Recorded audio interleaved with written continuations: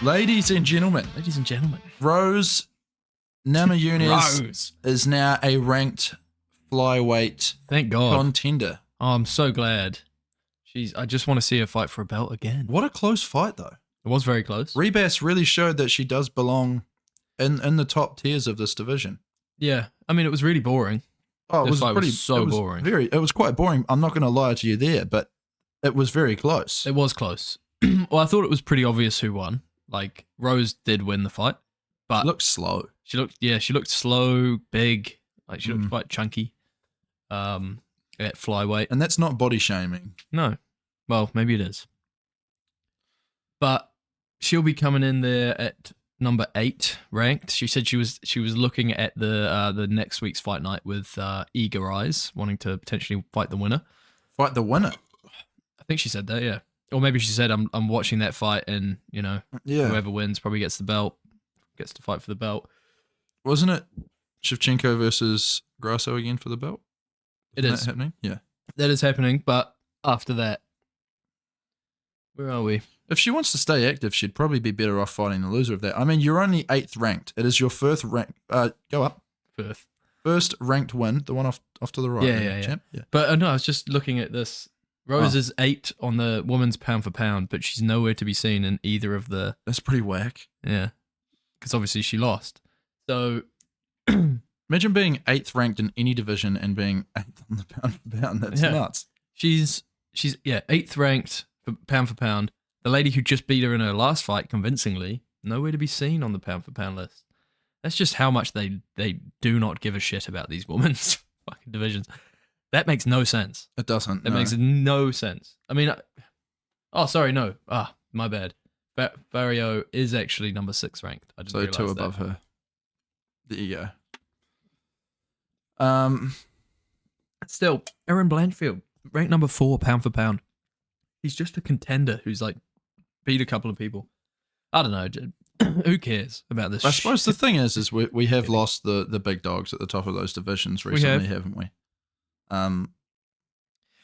We've lost the GOAT of the women's divisions. Yep. We've lost. Well, we haven't lost her, but Val is no longer the champ.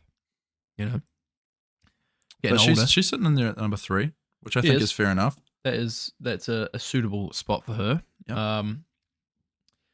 This was an interesting fight. Rose showed that she was a good. She can still grapple with the best. Good wrestling, good takedowns. Few missed opportunities there for her to get even more takedowns, or maybe maybe take the back off one of these spinning attacks. Her striking seems a bit one-dimensional as well. Yeah, like it seemed like shoot off to the side and throw that left straight or right straight. I can't remember, but it's very obvious she doesn't want to get hit. Yeah, she doesn't like getting hit at all. That's why she's so. I mean, she's elusive, yes, it's good, but she's so far away all the time. She's just ages away from anything, and kind of makes her fights boring. She either wins spectacularly or she loses, or it's just boring. And no one wants to see a boring fight. No, I agree. Either way, here she is now ranked number 8th. What are you saying? What are you saying for her next? What am I saying? We could see that rematch with Jessica Andrade. That would be an interesting one. Macy Barber's up there. That could be a fun one. Obviously, Fario and Blanchfield should be fighting for the title next. She could fight the loser of that fight. I heard her calling out Macy Barber in her post-fight press conference. Oh, there you go. That could set up the next one afterwards. They've got some unfinished business from the past or something. Some beef, do they? Maybe. They've got some beef cheeks. Either that or they've just got some weird history, I think. They've got something. I think Macy Barber used to call her out when she was like on her way up. Right. But now she's ranked higher, considerably higher. I would be interested in seeing that fight. Maybe on like the undercard of a pay-per-view, like the first fight opener of a pay-per-view. Do not make this a co-main of a pay-per-view, Dana, or even the top 3. Don't make it a main event of a fight night either. No. Because, Chuck it through night. It took the sting off the rest of this card. It did. It really did. You had some really fun fights right before this. Yeah. And then, like you say, it was quite a boring fight to finish it off, and it kind of put me to sleep. I was like, maybe this wasn't exciting. You literally fell asleep.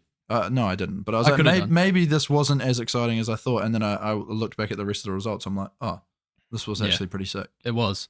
I didn't actually watch this fight card live. I was devilishly hungover and sleeping most of the day yesterday, which sucked. But I did watch it today. While I was working. And I agree with you. It was the main event really let down what was a pretty spectacular card event. Some random shit happened. What do you want to see next for Ribas? She's got to fight down, I think. They've been trying to build her up as a star for a very long time. And I think we've maybe just got to give up on the fact that she's going to be a top contender. Just give her fun fights.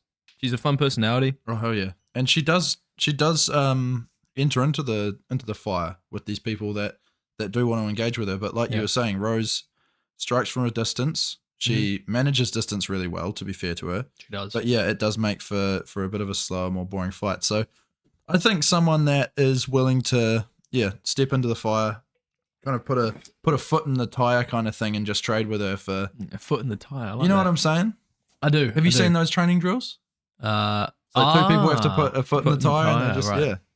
I guess I didn't know. Stand into the fire, I've put done a foot that in the tire. It's actually pretty cool. Yeah, get it down, yeah. Yeah.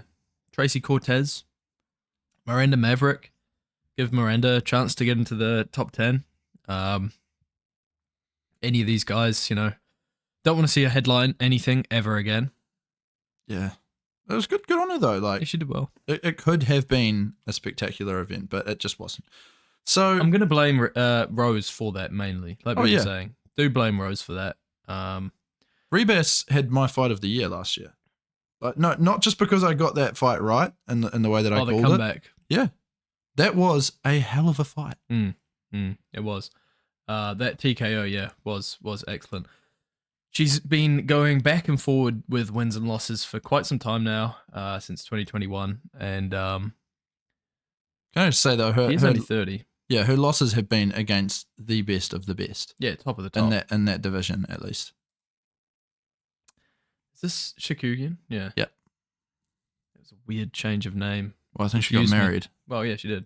Well, maybe not weird, but, Rose. 12-6.